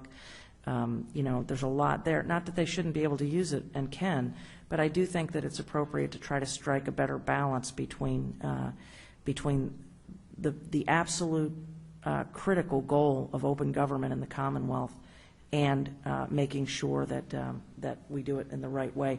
I support 444. There's some components, obviously, and I'm going to let Nathan talk about those, and we'll take questions wherever you want. But we don't want to step backwards, and we don't want to redo those fights that were done 6 years ago, whether it's the state-relateds or whether it's you know, some of the other issues that come up. We've been down that, and you have spoken and said that the right to know law is good, it's working. The courts have said the legislative scheme is working, and so we don't want to go backwards, but we definitely want to find a way to tighten this in a way that addresses some of the very real concerns, commercial requesters, things like that, that are there. So before we go to the other aspects of the bill, just a few questions in regards to the state-relateds and the inmates. Specifically, one, start with the state-relateds. Do you see, I mean, you see appeals come in, I think, probably have a pretty good understanding of some of the frustrations of the PASHE and all the institutions in complying with this. Do you see that the BIRD would be any different for Penn State or any of the other state-relateds than for PASHE? I mean, is there something about their organization that would be different, that would make it harder to comply? in fairness to the state-relateds, I do think there is, yes. I think I had the opportunity to meet with personally with the president of Penn State and some of his presidents of the colleges, and what I walked away with from that meeting, and our goal of that meeting was to try to, if this is coming down the pike, to get them on board as early as possible. It was in a self-interest, really, for the Office of Open Records. But you have, for example, let's just take Penn State. You have 26 colleges, and so you're not just saying Penn State's covered. It's going to require, as it does for all state agencies and those that are covered under this, to get some organization under their belt related to making sure they understand what documents are there. But it's not just a single agency, if you will. In one regard, it would be. But you have the expanse of 26 colleges, and what it comes down to, what it would come down to for them, same with Temple or the University of Pittsburgh and their unique positions in that way, is what it comes down to, whether you're a township or whether you're the governor's office. You have to organize your records and have a handle on them, and you have to understand, if you're going into the basement looking for 20-year-old records, you're on the hook for those. So you have to work very closely with the state's records retention law and recognize that the organization of those records, the retention, and that's a uniqueness, I think, that if you go to but really in some ways, I guess, just in thinking about this out loud, is that really any different than DEP, for example, that has offices all over? I don't know the answer to that, but it did strike me as a high volume in that regard. What about one of the testifiers had suggested that if we do, were we to have the state-related comply or be a state agency, essentially, now you're taking an organization that is only receiving some portion of its total revenue from the state, 7 to 14% or whatever it is, and there would be many other organizations that would fall into that category as well. And what are your thoughts on that? Oh, well, a couple of things. First of all, I don't think that, this concept of covering the folks that receive state-related money, that I know of at least, I don't see any of those entities before you complaining about, whether or not they would be covered, whether it's a museum or... Say that again? Well, what I mean is that, for example, if you were to cover, we've had the question before, for any entity that receives state money, whether it's a museum, the University of Pennsylvania, any of those entities, in our discussions, at least, with some of the heads of those organizations, they haven't expressed any concerns about being covered if you end up doing that dollar for dollar. The other thing to keep in mind in those, one of the biggest ones that we've looked at, and I did this in conjunction with Senator Blake's office, is hospitals. But keep in mind, they have a different, there's a lot of hospitals private hospitals that receive state money in various ways. They have a different accountability structure, and they're providing an incredible amount of accountability for their tax money, both in terms of being reviewed by the Department of Health or by, their financials being reviewed, at least to the extent that you have the state money. I personally don't, I don't see the same question of equity when you're dealing with an agency that might receive $5,000 worth of money versus agencies that are receiving in the quarters of billions of dollars. But again, that's really for the legislature to decide, when you take a look at, for example, when you look at the amount of state dollars going into Penn State, Temple, Lincoln, and Pitt versus what their state budget is, I guess the simple question is how much transparency does that buy? And does it buy the whole ball of wax? Or does it, does it buy the, does it mean that the entire universities, those universities should be covered because they receive an extraordinarily high amount of state dollars, at least from your end of it? And that's a question that's out there. The Office of Open Records, for our position, have said anytime you have state dollars, you got to account for the state dollar for dollar. The issue that's been raised to us, and after we've said that many times, and this was somebody at PASHE raised this. One of the key issues I think that the legislature is faced with is if you give $250 million and there's an accounting of that $250 million, the key question that still remains is, was that $250 million needed? The only way that you're going to know that is to know how the other piece of the pie is being spent. And that's a question that I think that the legislature needs to consider, because if an agency or an entity comes to you and says, we need $250 million, the reality is you would want to have a look at their whole picture to determine if they really need that much or if there's better ways to spend that. That, again, is not for the Office of Open Records, but it's certainly something that the legislature should consider in that regard. Let me shift quickly to the inmates. I thought I heard you say that you believed that the way we've approached the inmates in 444 so far would not reduce the amount of requests. Did I hear that correctly? Yeah, well, here's what's going to happen. Yes, you did. As a practical matter, as someone else testified to earlier, it never really matters, inmates are going to do what they want to do in this regard. Yeah, but they would be, this really would exclude a lot of agencies that they could request any information from at all, would it not? Right, but here's what would happen. Let's say that they can't get, I can't think of, let's say they can't get, let's just say their medical records. We see that all the time.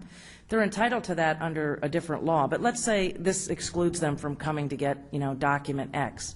They're still going to file a right-to-know request and ask for document X. And the way the law is structured and set up, the department is still going to have to respond to that by saying, you can't get this under the right-to-know law, so there's still that time factor.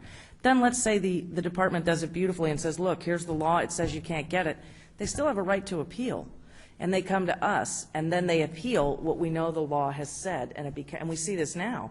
We've said 1,000 times you can't get, probably literally 1,000 times, you can't get medical records under the right-to-know law. But we still have to process those cases, because if we don't, it'll be considered a deemed denial, and either at the local agency level, the state agency level, at our level, and then it'll go to the court. So it doesn't streamline, a way to correct it might be to say, and if you ask for records outside of this, the agency doesn't have to, there has to be a form letter or something so that it just cuts off the process. The wheels still turn regardless of whether you say you can get this or you can't get this. They still have access to the system to ask. And that's where the gut of it is, I think. Chairman Smith, any questions? Yeah, just to dovetail on that question, when it comes to inmates, then the only way to completely prevent it is just put a blanket prohibition out there that inmates cannot request anything, because the way it is, if we have the delineated exceptions, then I would imagine that, as you said, the department can't the department kick out a letter that says this falls under, this falls outside the delineated exceptions, sends it back to the inmate, and then the inmate files the appeal. couldn't the Office of Open Records do the same thing? I mean, what's the process at that point, that once it goes up to your level and it's clearly something that would Right. fall outside of the exceptions, do you have to spend your significant resources? We do, because what happens is, when that comes in, we have to docket it into a system. And when you're looking at the numbers we're dealing with and the numbers of inmate appeals that come to us, just getting the mail and docketing that into a system, while it sounds simple, it goes from that system then to an attorney who's going to have to look and say, okay, for example, well, they said you're not allowed to document X, but what about a document that sort of relates to that? It's still going to take an attorney's eyes on it to determine that. Another option, as you consider this, might be to say, and this is sort of dumping a little on the Department of Corrections, but to say that they have to respond and they could send that letter. But if they ask for records outside the nature of the documents that are enumerated, that they don't have a right to appeal. And where you would get precedent for that is in the right to know law. If somebody makes an anonymous request or a non-written request, they don't have a right to appeal to us. And so you could delineate it that way. You could say, you're entitled to these 11 records, and if it falls outside these 11 records, you do not have a right to appeal. Another concept that's done in some other states is you ban them from the right to know law, the use of it. I'm not suggesting you do that. I'm just conveying to you that this is what a couple of other states do. But they have an internal system set up so that the inmates can go to the Department of Corrections and seek the information that they're seeking, and it works in that regard. The difference, of course, is there's no check and balance, and the reality is that if a department decides to look askance at, you know, a frequent flying inmate that asks for records over and over again, you know, part of the design of the right to know law is to have an independent look, and the Office of Open Records. So that's a policy question, and what we have been pointed to by other states who handle this are, you know, the fact that, as someone on the committee raised, that, you know, there's a lot of rights that inmates don't have while they're incarcerated, and maybe the legislature will decide that one of those is access to the right to know law. I don't know the answer to that. I think that right now, if you look at Virginia, who've just cut them off from the Freedom of Information Act there, inmates still obtain information. It's just through some different vehicles. One is discovery, of course, but that also gets complicated when you're dealing with a poor inmate, and also through information that's made available through the Department of Corrections in those states. It's just, this is one avenue of obtaining information that's cut off from them. Other states haven't had quite the same stomach for that, and they've come up with the different machinations of, well, if what you're asking for is going to relate to your to a claim that's legitimate before the court, only because I can't say justiciable there for whatever reason, but if it's going to relate to that, then you are able to get it. But the reality is, it comes down to a tough test, not test, but a tough question for the legislature. Do you just want to cut them off completely from the right to know law and trust that they will get the information that they need through an internal system at the Department of Corrections? Or do you want to do some of these blended versions that other states have done, like Michigan or... Because under any of the blended versions, you're going to, the case will at some point likely end up in the Office of Open Records. Right, unless you put in a specific restriction on appeal. Right, exactly. And, you know, and where that works well, if you did that with the appeal limitation, would be if you go with the outline that's in 444 and you have an enumerated list of items, you would be able to fairly simply say, and if you're asking for items outside of this, you don't get to appeal to the Office of Open Records. That would give us some room to sort of dismiss them up front. There's still going to be some work, but we are public servants, and so some work is okay. I mean, it's not, you know, we're not trying to rid our plate of these appeals. We are trying to, you know, take a balanced approach to be sure that we protect that, you know, the crown jewel of a democracy with access to information about our government. Quickly on the state relateds, do you put any special emphasis on the fact that I think each testifier, the joint testimony laid out, that the state relateds are not under state control versus a state agency or the state system that would fall under state control? Is there any special significance that your office would place on that distinction as to why the state related should not be under the Right to Know Act? I don't actually, but let me please preface by saying I am in no way, shape, or form an education expert on any of this, and so they might very well have legitimate concerns that will be raised before the committee.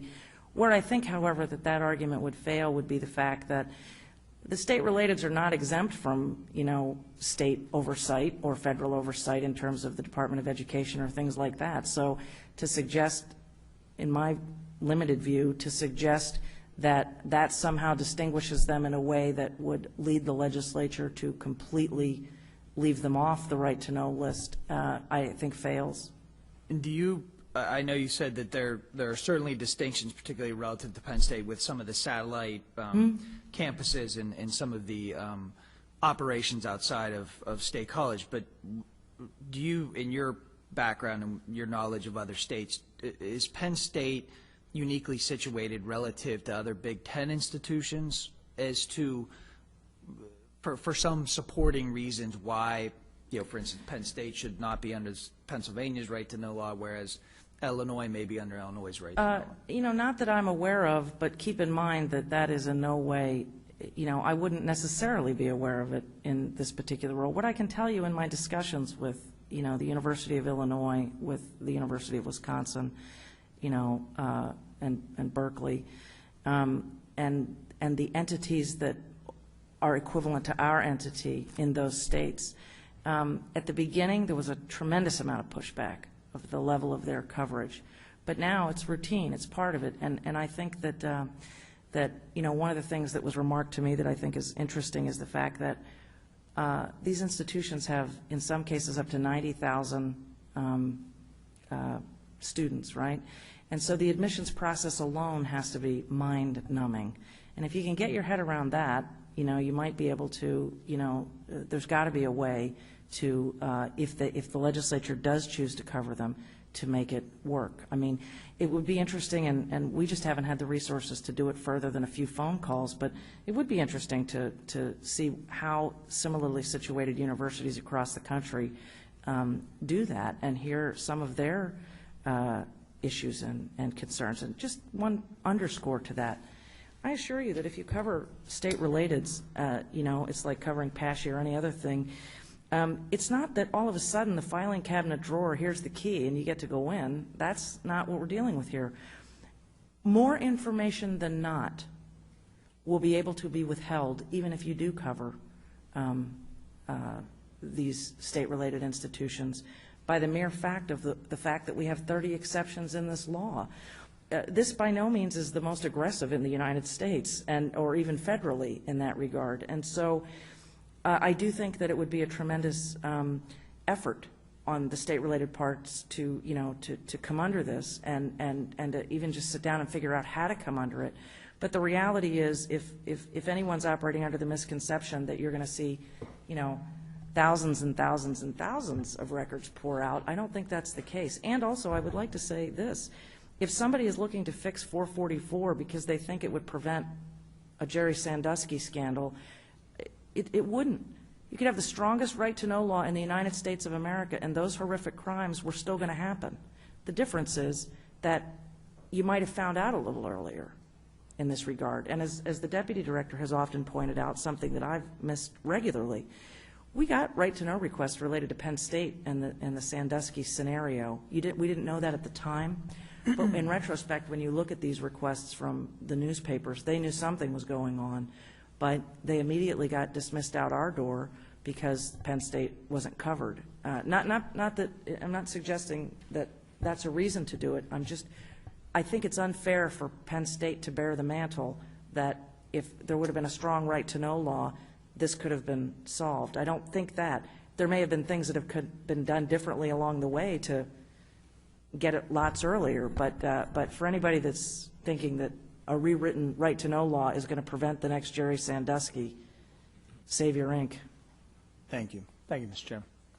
Thank you very much. The intent of this hearing was to deal primarily with those two issues, and I know that you have testimony in regards to some other aspects of the bill as well. And I do like the way you That was all him, I have to say. I was a little nervous this morning. And I know Nathan he is came prepared. through. I know Nathan is prepared to talk about some of the other aspects, but I'm going to suggest, if I may, that we do that in another format at another time. You've obviously been very involved in this update, the rewrite of the law, and we would hope that you continue to do that, and we'll be in touch and have plenty of opportunity to talk about some of those other issues. We've been here for some time. We're probably both, our caucuses are about to meet, and we need to be part of those discussions. So if that's okay with you, we'll approach it in that way. Is that all right?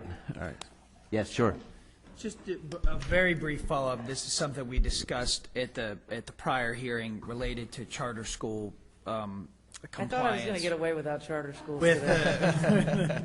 with and it was something you mentioned at the prior hearing. Can you just give us an update on whether that has improved, not improved? Where are we with charter school? It has not improved. We got one phone call related to one phone call. I thought we would get a lot of input from charter schools. We got one phone call, but it was from the Department of Education asking us. They were very concerned about this, and they asked if we would talk with them about, our process and how it works. We then were invited to come and speak on November 2nd to the Charter School Association, and we were just given word earlier this week that that was canceled for financial reasons, apparently. And so we have seen no change in the betterment of responses under the right to know law since our last hearing. However, we continue to reach out. Our chief counsel, who is an education expert, having been at Chester Upland as the chief counsel and at the Philadelphia school system, has been trying to sort of get them to pay attention, but it's not happening. Okay. Thank you. I will mention, just for the benefit of Chairman Smith in regards to this question, that there is a bill related to charter schools. In fact, it would be an updated charter school law that was moved by a 9-2 vote. It happens to be my bill, but moved by a 9-2 vote out of the Education Committee just recently, which would provide some updates in regards to the responsibility of charter schools on openness and transparency, and specifically how they relate to the right to know law. I think that will, you'll see that bill hopefully make its way through the process and have an opportunity at some point to participate in that bill as well. So. And just one other point, Senator. We just wanted to say thank you for the additional $300,000 that the legislature provided us, and note that $100,000 of that was taken back, not by you guys, and we will address this separately, but it really is affecting our ability to do what you gave us the money to do, which was hire additional staff, and we can talk to you guys about that offline, but I needed to say that because if you're, you've given us the money to move forward, and the holdup is difficult. Thank you very much for being here. Thank you to everyone who stuck with us during these few hours. This hearing is closed.